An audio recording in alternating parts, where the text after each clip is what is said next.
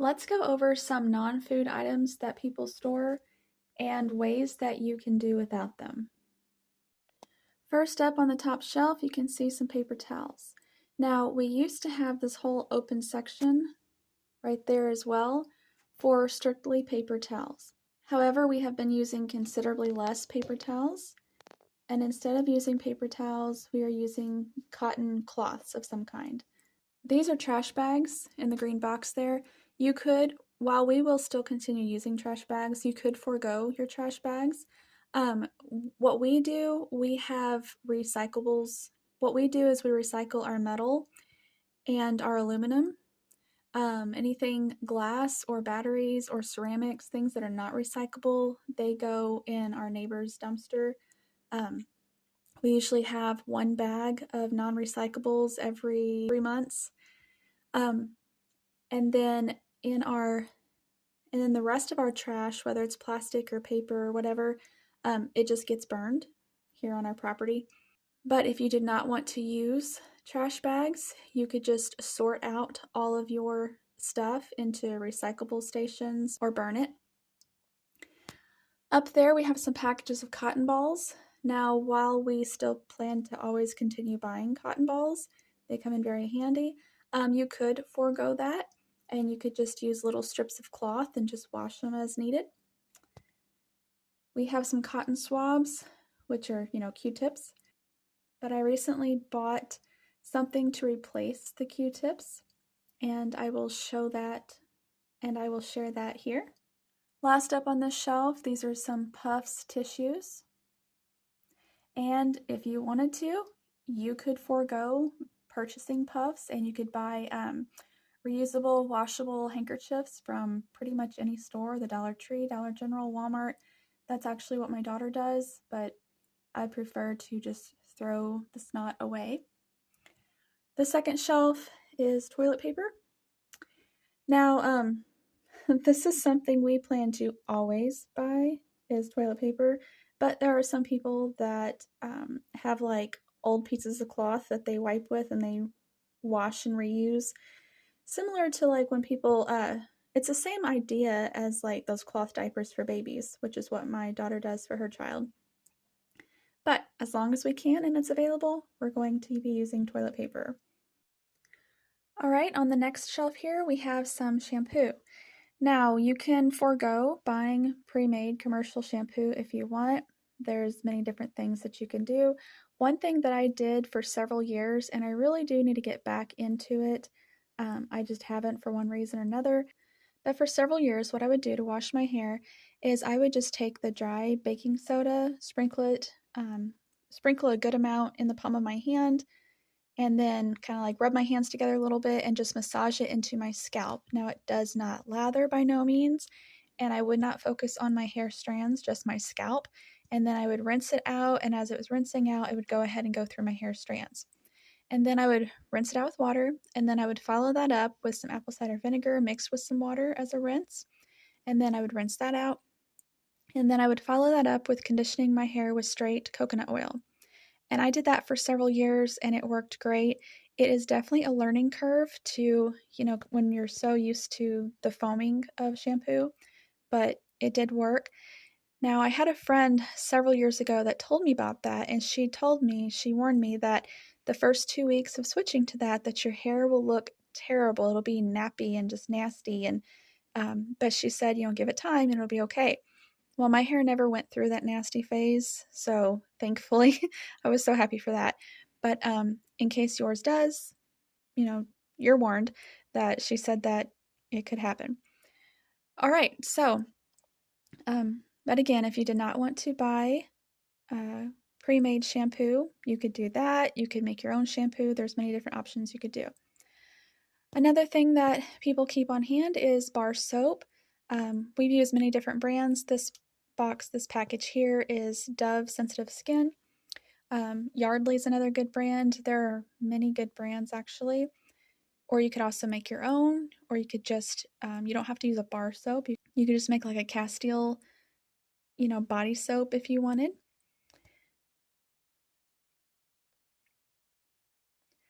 Okay, and then right over in this general vicinity here, this is just like Band-Aids, gauze tape, surgical dressing, some nitrile gloves.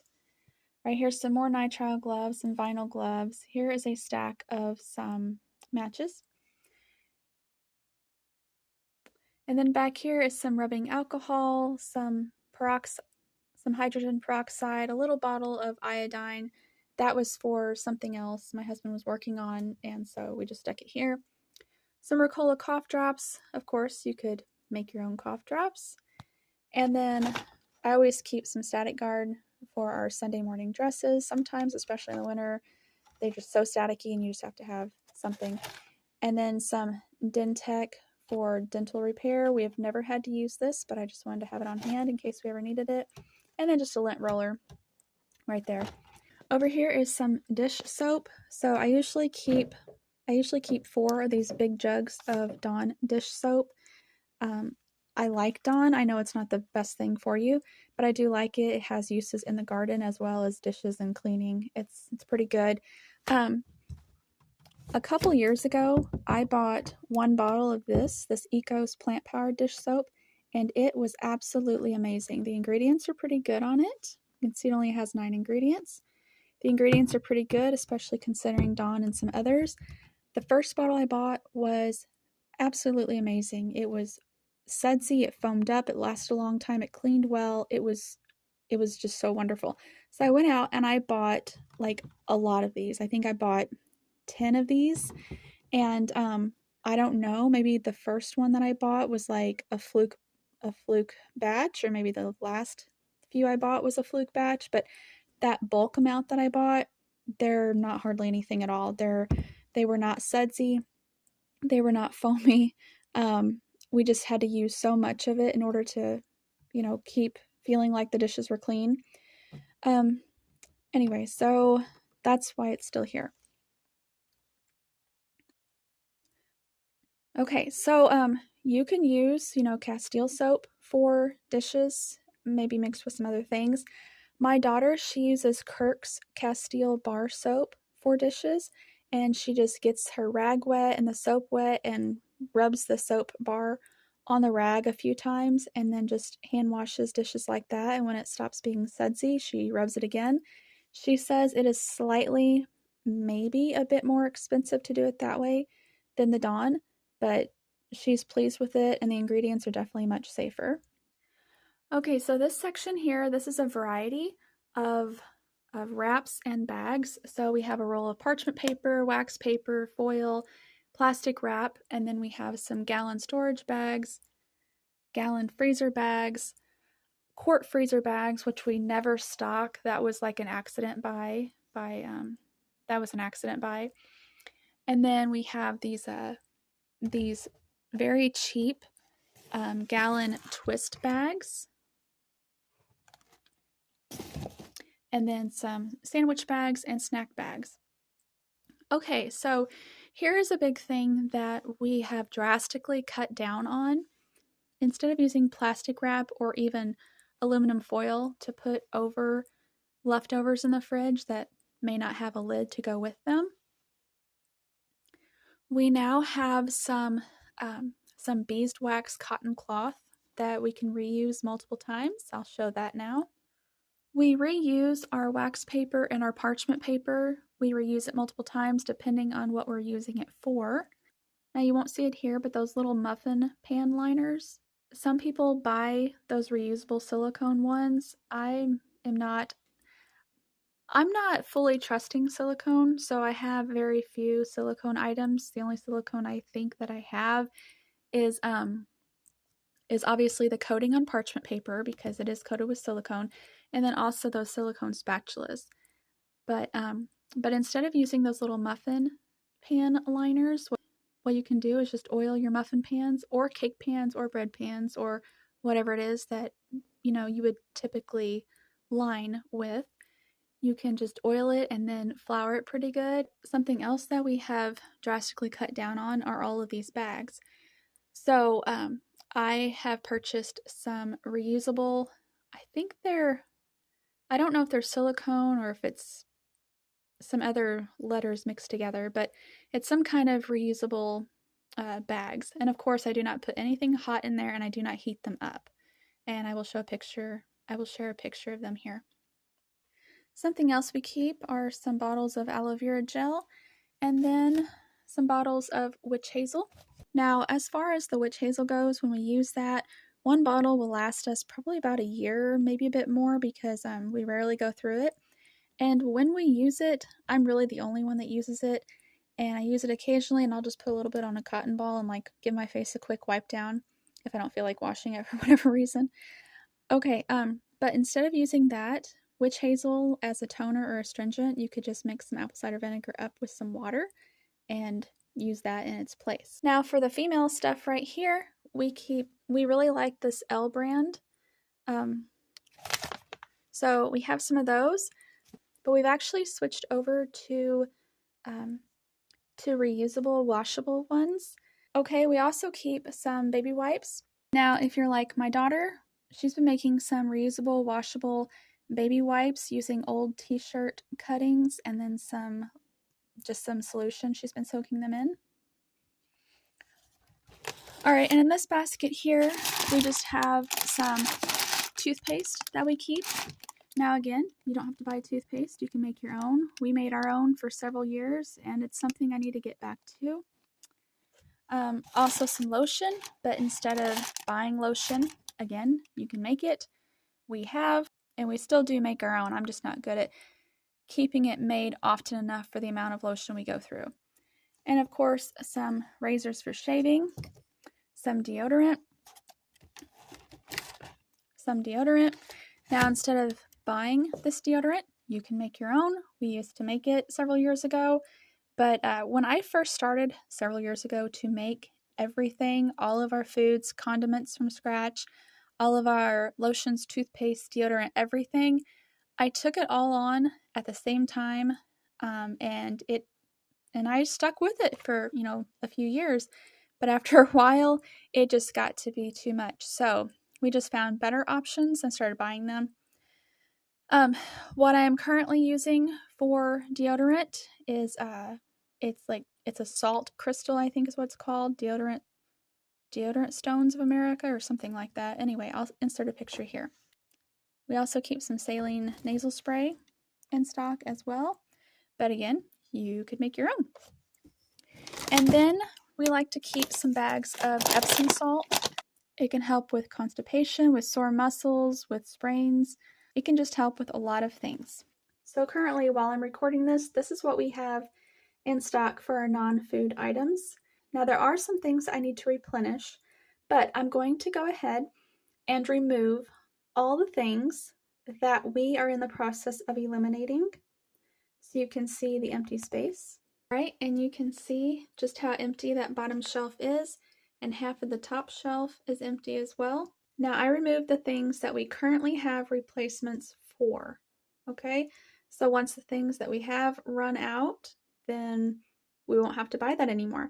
What this means is that I have more storage for maybe more of the items we will continue to buy or something entirely different.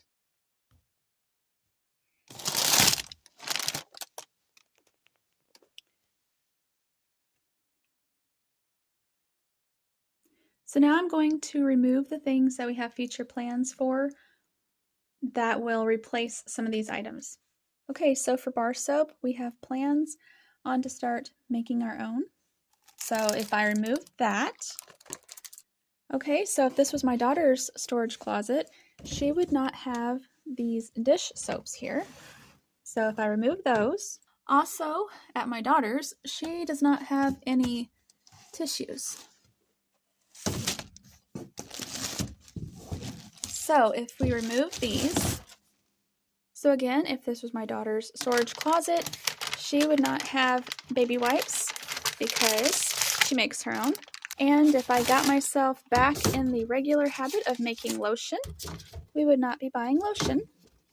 FYI, this is our favorite store-bought lotion. Comes from Azure, linked below. Okay, so by doing that, you can see just how much space we would now have. Now, we could take it a step further. One thing here is I would like to find which I haven't started looking yet, but I would like to find little spray bottles that I can refill and make my own nose spray. So once I do that, we could get rid of these. I will say I'm not sure how you could really get rid of razors. While I could go back to using the baking soda, apple cider vinegar, and the coconut oil for my hair, which I still do the apple cider vinegar and coconut oil, and my husband, he could do the same thing. Our child's still at home. She most likely would not go for that right now, but she'll probably be out of the house in a year or two. So these bottles of store-bought shampoo could be gone by then. We will still continue to buy Epsom salt because that's not something we can actually just get here on our property. It takes us a few years to even use one bottle of aloe vera gel, so we'll go ahead and continue buying it. And yes, if you don't want to, you can go ahead and just, grow your aloe vera plants. We have some in the dining room, and just, slice them down and use the gel out of them as you need it. But I also use this in our homemade sanitizer, so that's primarily why we keep it. Now, aluminum foil, we'll always keep that. We use that in smoking certain meats and roasting. It's just really handy. The parchment paper, that was supposed to be gone with the rest of the stuff earlier. For the matches, we keep Strike on the Box matches as well as Strike Anywhere matches. Now, you can look up how to make your own homemade matches. There are different options for that. Vinyl and nitrile gloves, we keep those on hand for various reasons. If you're working with someone and they have a wound, that's good. I use them for when I'm doctoring up our chickens, whether they have vent prolapse or bumblefoot. My husband uses them for certain chemicals when he's working on certain things. Now, Band-Aids and gauze and surgical dressing, things like that. Yes, you could take some cloth and, reuse it, sanitize it, all that stuff. Me, as long as I can buy it, I'm just going to go ahead and just buy it and discard it. But you could make your own reusable, washable cloth bandages.